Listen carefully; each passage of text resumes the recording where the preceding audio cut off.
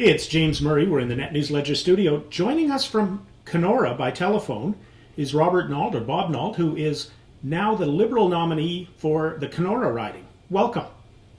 Thanks, James. I'm glad to be here with you. Now, you've got a pretty long, steady political career, starting as a city councillor in Kenora, and then being elected to the House of Commons, and serving as the then Indian Affairs and Northern Development Minister, and you're putting your hat back in the political ring. How come?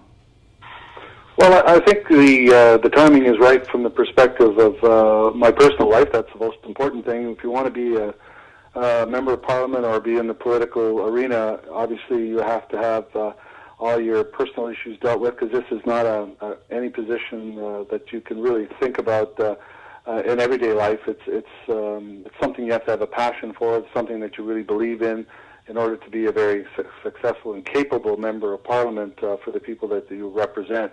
So I'm running because I have that passion. I honestly think that the riding needs a change in government. It needs a change in the political arena that we see now, and I have the experience and the knowledge to do that. And there are many issues in the north that we need to deal with, so I hope to be able to do that on behalf of the people here in Northern Ontario.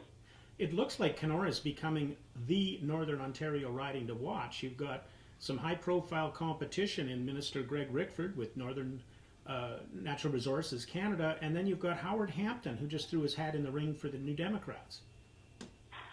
Yeah, I think this is going to be a very exciting campaign from the perspective of you've got three candidates who know their way around, have lots of experience, and there'll be no excuse not to get into the discussion of what needs to be done in the north on behalf of Northerners.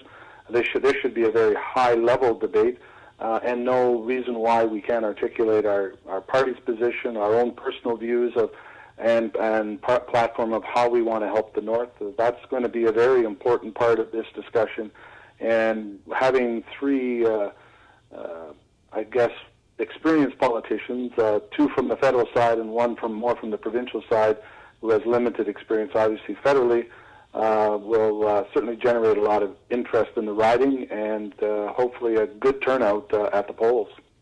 I think that's probably an understatement. There's been a lot of interest expressed. One of the missing pieces in the Kenora riding in the last election was the Aboriginal vote. And it sounds like that's a little part of the riding, a constituency all on its own that seems to be firing up. What do you think? Well, historically, when I first got elected in 1988, that was the case. The First Nation population did not vote, at least not at the same level that non-Native communities did. But then over time, as we spent a lot of time in the communities talking about the importance of First Nations participation in the electoral process, it started to climb and got closer to 50%. But you're right in your assessment, James, that that is an unknown quantity in this election because a lot of First Nation people don't vote. I hope they do get out because it's extremely important that their views be known, and they have a significant amount of clout if they exercise it by casting their ballot for whichever candidate and any party that they believe will do a good job for them. Now, getting a little issue specific, one of the key issues a lot of people are seeing in the north is, of course, the Ring of Fire and mining. What do you have to say on that issue? Well, I think the issue of the Ring of Fire and mining is more precisely put is very important to the north, but at the same time has a lot of issues surrounding it.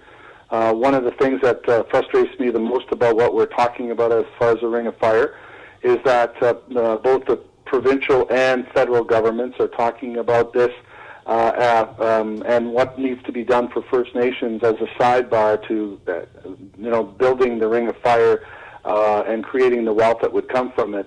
I look at that significantly different than I think what we're hearing from the province and the federal government so far. We should be talking about the improvements of infrastructure for First Nations because they are Ontarians, not because of the Ring of Fire. We should be accepting that it's time for First Nations to have their own roads like anybody else does to their doorstep, that they should have their own power and grids and an opportunity to create an economy. And with that, then obviously, if there are wealth opportunities within their region, that'll take place. But to suggest that the only reason why we're going to build roads to whether it's Fort Hope or Niskandaga or Webequay is because there is the potential of welfare is unacceptable to me, because it's long overdue that we start building these infrastructure developments for the First Nations, because it's not only the right thing to do, it's the best thing to do in the long haul.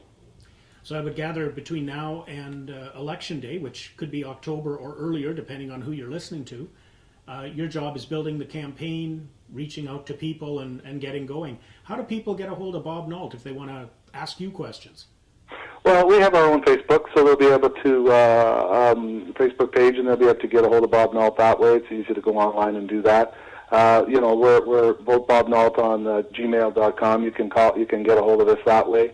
We will be very soon setting up the campaign office and getting to work, talking to people directly and getting some strong views from Northerners as to what they believe the issues are and how they should be resolved. And we've got a lot of other issues we want to talk about. We're going to talk about healthcare, which is a major issue in the North. Unemployment is very large now in the North, and we believe that the North is falling backwards, not going forwards, as it relates to this government. And so those are the kinds of discussions that we're going to have over the next number of months leading into the official campaign, considering the fact that there is an official campaign, even though the campaign has started already. Well, I'm sure we'll be talking several times between now and Election Day. I want to thank you for taking the time to talk to our readers and viewers today. Thanks, James. Much appreciated. Take care.